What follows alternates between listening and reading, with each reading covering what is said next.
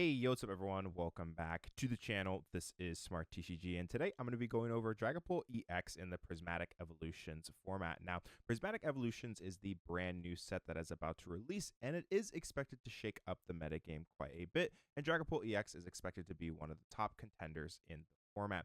Dragapult EX has been doing quite well in Japan, which has Prismatic Evolutions legal. So today I wanted to go over my personal list right now. So yeah. That being said, if you enjoy the content, make sure to leave a like and subscribe. If you're interested in the deck list as well, that'll be right down in the description. All right, let's hop into it. Alrighty, hopping into the Pokemon, we got ourselves 4 Dreepy. Not really a whole lot to say about this, but you want to have as many Dreepy on the board as quickly as possible. Getting those down to be able to then get into Drakloaks is really, really important. So 4 seems like the perfect count. Next up here, we got Drakloak. We got 4 Drakloak here with that Recon Directive ability. Once you're in turn, you may look at the top 2 cards of your deck and put one of them into your hand, and you put the other card onto the bottom of the deck. This is going to be the main way that we burn through the deck as quickly as possible, trying to find all the good cards that we need. It's also very, very nice because you can put cards that you don't want onto the bottom, which means that you're not going to draw into them, which is really, really nice. So yeah, 4 Drakloak feels, definitely like a staple, just being able to burn through your deck, find all the pieces, because this is a pretty heavy combo based deck. You need lots and lots of cards to be able to pull off some of the more complicated and intricate plays with this deck. So having 4 Drakloak seems like a no-brainer. Getting as many onto the field as you possibly can is really, really important. Next up here, we have 3 Dragapult EX. Dragapult EX is a 320 HP Stage 2 Dragon-type Pokemon with that Phantom Dive attack, which deals 200 damage, and you put 6 damage counters on your opponent's bench Pokemon in any way you like. This card is absolutely fantastic at setting up situations where you can take multiple prize cards in one turn, destroying your opponent's board state. However, there is another card that we're about to go over that pairs up really, really nicely with this card.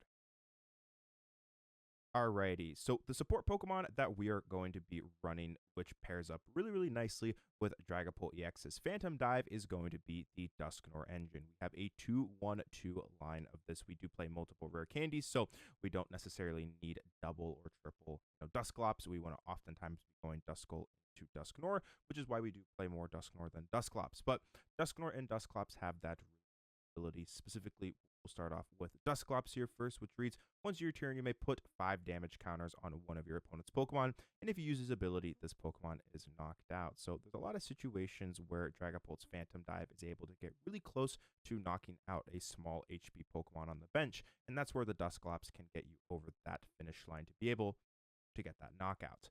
Dusknoir does the exact same thing as Dusclops. However, when you knock it out, you put 13 damage counters on one of your opponent's Pokemon. Now, this is going to be used oftentimes to make it so that you can knock out a higher HP Pokemon that's in the active, or potentially knock out something with 130 HP or less that's sitting on the bench. Most notably, things like Radiant Greninja do get one-shot by this Dusknoir's Curse Blast. You do, though, have to give up a prize card, so you have to be relatively careful and, understanding how you're going to prize map like those, situations out.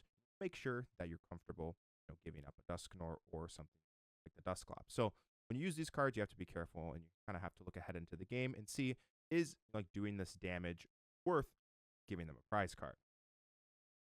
Alrighty, next up we have arguably the most powerful and influential card from the brand new set, Prismatic Evolutions, and we have Budew. We're currently playing 2 in this list. Budew is a brand new card from Prismatic Evolutions with 30 HP. It is a grass type Pokemon.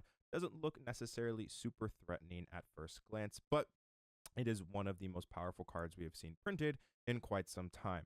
For 0 energy, so it attacks for free, it has that attack Itchy Pollen, which deals 10 damage, and during your opponent's next turn, they can't play any item cards from their hand. Now, one of the biggest things about the Pokemon TCG is there are a lot of Turbo decks that are heavy combo based. You need to pull off multiple powerful item and supporter cards to be able to pull off your strategies. However, when that gets taken away, specifically just being able to take away item cards, that does a lot of damage to many of the most powerful decks in the standard format.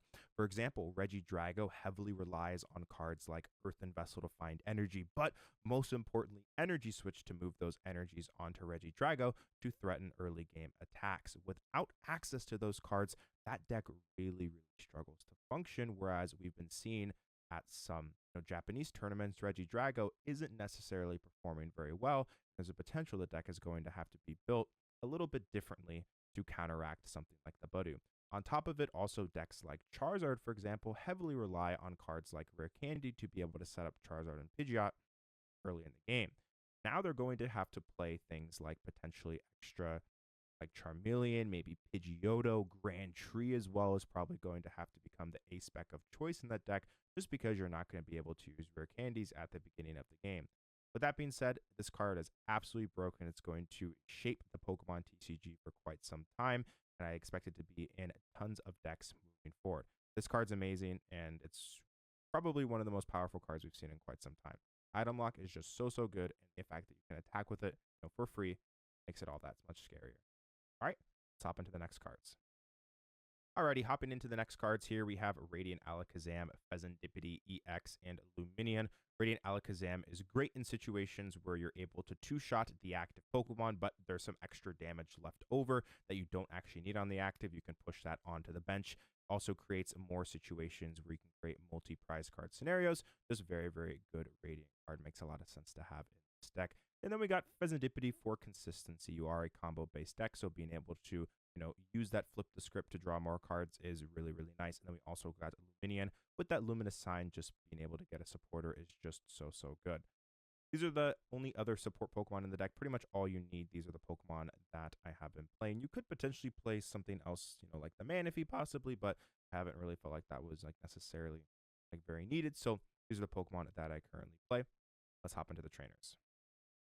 Alrighty, hopping into the supporter cards. First, we'll go over, we have Arven. We currently are playing for Arven just for that consistency, being able to search your deck for an item card and also a Pokemon tool card, reveal them and put them into your hand and then shuffle your deck. This is going to be a deck, now we're going to go over it very shortly, but this is a deck that we play a lot of tool cards. So this is a great card, to be able to find those item cards to be able to help set up our board state and also get some of those important tool cards that are very essential to our strategy. So I think consistency is king. You definitely want 4 Arven in this deck, as this is arguably, in most circumstances, the best supporter to draw on that first turn of the game.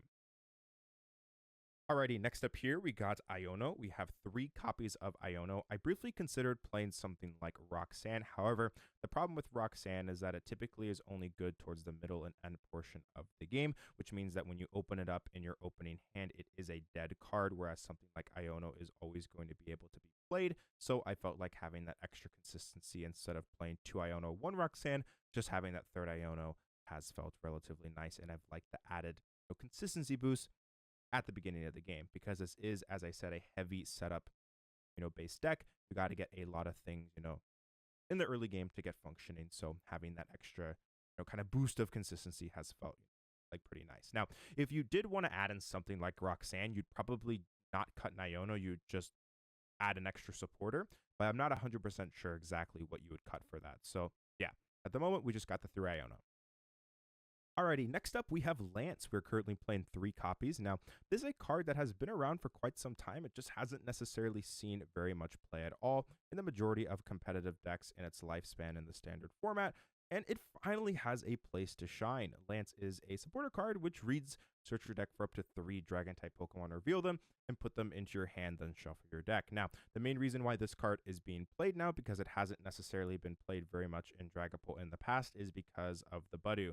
There are going to be multiple other decks that are playing the Budew to slow you down, so being able to use something like Lance to get out your Dragaloaks on the 2nd turn of the game is really nice, since you can't use things like your Ultra Ball or just like any type of ball search to be able to set up your board state. Being able to have a supporter card that does that works around the Budew is really nice. So yeah, Lance is a really good card. You're going to be using it a lot on that 1st and 2nd turn of the game, and it has been pretty useful in testing. Alrighty, next up here, we have some of the other supporter cards. These are all just going to be one-ofs. We have 1 Crispin. Just being able to accelerate energies onto your Pokemon is quite nice. You also have access to something like Lumineon to search out all of these 1-of supporters too, so they do get used. We also have 1 boss's orders. It's great to be able to gust up certain things. We do play other ways to gust up things that we'll go over shortly, but 1 boss has felt totally fine. Then we also have 1 Professor Turo scenario. This card is really, really good in the mirror match, just, you know, like being able to heal things, just great in a lot of just like random, you know, situations, especially versus decks that aren't able to one-shot your Dragapult. You can just use that Professor Turo and heal that Pokemon, and that really, really can swing the tempo back into your favor. Alrighty, hopping into our Pokemon search cards, we have 4 Buddy-Buddy Poffin. Just for that consistency, we need to get as many Dreepies onto the board as quickly as possible, and typically also want to get at least 1 to 2 Duskull down on that first turn. So playing 4 Buddy-Buddy Poffin is a no-brainer just for that consistency. For the ball search cards we play, we do play 3 Ultra Ball. This is going to be great to be able to search out those, you know, Dragapults when you need it, you know, like when you need to find something like the Rotom on the first turn as well. Just like being able to search anything is, you know, really, really nice, and also helps out thinning out, you know, some extra cards you might not need in certain situations, meaning that if your opponent uses a hand disruption card, your deck is more, you know, thinned out. It's just such a universally powerful card, and yeah, helps you set up. We also got 2 Nest Ball as well. I'm like, this is great, just like more consistency. You know, things like the Buddy-Buddy Poffin can't get down. You know, things, you know, like Rotom can't find, you know, like the Radiant Alakazam. So you do need plenty of other ball search cards to be able to, you know, search for those Pokemon that have more than 70 HP. Next up, we're going to go over some of the 2-ofs and 1-ofs in this deck. We have 2 Rare Candy and 2 Counter Catcher. This is the other gust effect that I alluded to shortly ago. We also got 2 Rare Candy as well. Now, Dragapult in the past used to play a much heavier count of Rare Candy. However, we are going to be playing this deck a little bit more slower, you know, trying to slowly build up our board state. We got things like Lance to be able to get multiple Drakloaks onto the field. And the main reason is due to the little green guy Budew, making it so that you aren't able to play as aggressively in a lot of situations. So that's the main reason as to why we only play 2 Rare Candy as opposed to 3 or 4 in the past. Next up here, for some of the other 1-ofs, we have 1 Earthen Vessel, 1 Sparkling Crystal. This is going to be the A-spec of choice. 1 Forest Seal Stone, as well as we do play the Pokemon. 1 Rescue Board, 1 Technical Machine, and then we also have 1 Night Stretcher as well. These are going to be the item and tool cards that we play. Having the Earthen Vessel is really, really nice because you can Arven for, you know, pretty much energy, just like being able to, you know, like use the Arven, you know, get the Earthen Vessel and then find the energies that you need is absolutely great. You can also Arven for all of these tool cards, things like Sparkling Crystal, make it so that you're more able to consistently hit turn 2 or turn 3 Phantom Dive, which is really nice. Also got Forest Seal Stone, you know, great for consistency. You can slap it onto that Rotom or fish on the first, you know, turn of the game. Get yourself fully set up. Also having access to things like the Rescue Board for that board state flexibility is great. Now, I do play a 1-of Technical Machine evolution, and the main reason is due to the Budew existing in the format right now, being able to like evolve like into your Pokemon on that first turn is really, really nice. It's just like a pretty good card in general. It's really nice versus the like mirror match specifically, because if they do try and item lock you, you can then just evolve, you know, and set up your board state, which is like nice. So very, very solid card. Like overall, just, you know, great for consistency, and, you know, you can Arven for it. So it's, you know, relatively just like easy to find. Then also got 1 Night Stretcher as well. Just, you know, being able to get Pokemon or energies out of the discard pile is pretty much always good, like especially towards the middle latter portion of the game. Lastly, for the stadium and energy here, we have 1 Artisan. Artisan just, you know, good for consistency, just being able to search for any basic Pokemon that doesn't have a rule box and getting it onto the field. Great for consistency. Also being able to bump your opponent's stadium is quite nice. There are some decks that do play Jamming Tower, which can be very, very annoying for this deck to deal with. And since we don't play the Lost Vacuum, we need a way to get rid of Jamming Tower. So having access to Artisan is nice, you know, just to bump that stadium, and also just is a added consistency boost. Now, for the energies here, we have 3 Psychic Energy and 3 Fire. 6 energy is pretty much all you need. You have access to things like the Sparkling Crystal, and also ways to get back these energies with cards like the Night Stretcher. So you don't like really necessarily run out of energy. 6 has been totally fine in the testing that I've had. And here is the full deck list. As I said, if you're interested in the export, make sure to go check out the description. If you're interested also in all of the other deck lists that I post on the YouTube channel, then you can go check out the Discord. Link will also be in the description. But yeah, this is Dragapult. This is going to be the list that I have built for the Prismatic Evolutions format. I think it is a really, really powerful deck, and I expect it to perform quite well moving forward. All right, that is going to do it today for the video. If you enjoy the content, make sure to leave a like and subscribe. Let me know what you think of Dragapult and if there's any other brand new decks from Prismatic Evolutions that you want me to cover. But anyways, this is Smart TCG. I appreciate all the support as always. I'll speak with you guys again soon. Peace.